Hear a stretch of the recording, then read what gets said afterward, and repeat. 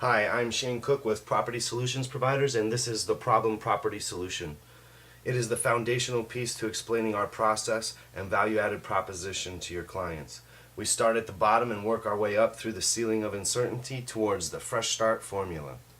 The second slide shows some current foreclosure statistics attempting to relate many other people to the same situation as your client. Currently, the media is stating that more than 25% of all U.S. mortgages are upside down. The points on this slide combine to create our value-added proposition for your client. Be actively listening for your client's greatest fears, confidences, and opportunities during the review of this slide. Here we provide some good foreclosure versus short sale comparisons. Take the time with your client to review these or ask your clients to read it. Then ask if they have any questions or comments about what they read. Now we're back to the problem property solution, which again is our foundation. This and the next two slides attempt to address some of the misinformation that many people run into when considering a short sale. Deficiency judgments are usually a concern for many people during the short sale consideration. Take the time to stay very current on the deficiency statutes in your state. Arizona is a non-deficiency state, while Texas is a deficiency state. Debt forgiveness or 1099 income is another common concern of many short sellers. The tax code has some rules in it that allow for the reduction or elimination of 1099 income as well.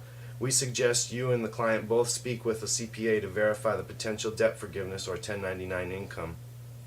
This slide is a visual snapshot of what type of volume distressed property those banks are really dealing with in both the REO or bank-owned category and the pre-foreclosure or short sale category. Use this opportunity to clearly explain what a short sale is and make sure that your client reviews and signs the "What is a short sale" document. Here we take a moment to emphasize that there is a team working towards your client's problem property solution in an attempt to prevent a foreclosure from being on their credit.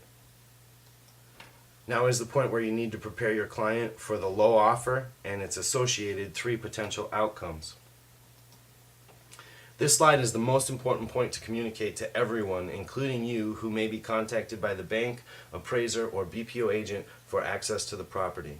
Please refer all contacts and requests from any appraiser, bank rep, or BPO agent wanting access to the property to your Property Solutions Provider's contact for BPOs. Again, we cannot stress enough the importance of a favorable BPO value being established during this inspection and valuation process. This slide is the most important point to communicate to everyone, including you, who may be contacted by the bank, appraiser, or BPO agent for access to the property. Yes, I know I just did this slide, but that's how important it is.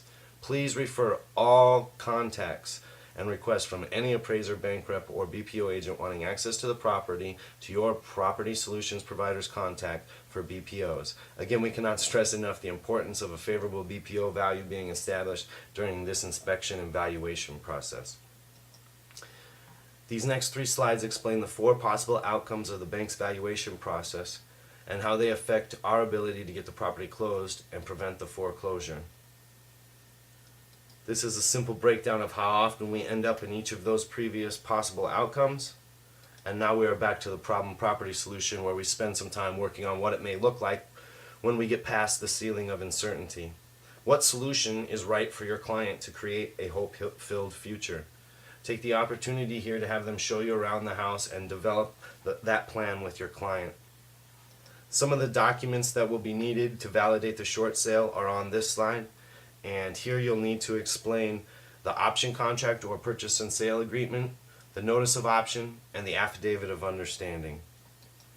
Here you simply want to state that we can't start loss mitigation process until the complete entire package of documentation is gathered, signed, notarized, and submitted. Banks are not easy to satisfy or deal with, so that needs to be communicated well to the client. Banks ask for documents to be updated every 30 to 90 days. They ask for valuations every 90 days or sooner. They ask for 2 valuations right off the bat sometimes, or pretty much whatever they think they need. Your client needs to be ready to supply those documents in a timely fashion for anywhere from up to 3 months to a year or more into the future in some cases. You should have some good resources, but we can also point you and your client to many different places that can assist with the Fresh Start formula, such credit counseling, other counseling services, rental home locations, or other types of assistance they may need. This is for review and close up. Give your clients an opportunity to ask whatever questions they may still have. Use all of your resources to answer as best you can, and refer them to a licensed CPA and attorneys for tax and legal advice as well. Thank you again, and good luck with your presentations.